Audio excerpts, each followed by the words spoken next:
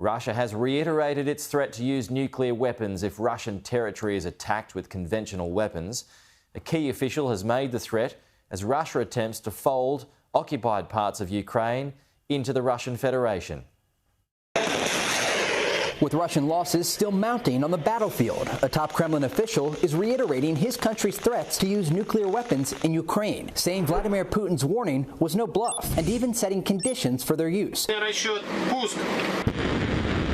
claiming they could be deployed in the event of a, quote, aggression against the Russian Federation with conventional weapons. That's being widely seen as a reference to the referendums taking place in Russian-occupied parts of Ukraine. Today is the last day of voting in what Western officials have called a sham election. Russia is likely to annex those territories within days or even hours of polls closing, making them de facto Russian territory in the eyes of the Kremlin.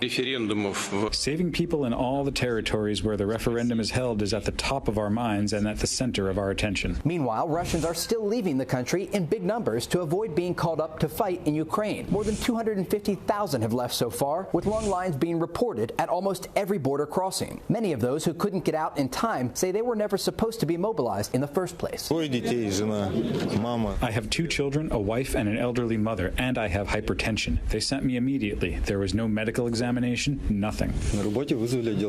They said they were collecting us for Army training, and then it turned out it was not training. They lied to us. Russian officials are also monitoring a series of leaks coming from a key natural gas pipeline to Europe, saying it may have been sabotaged.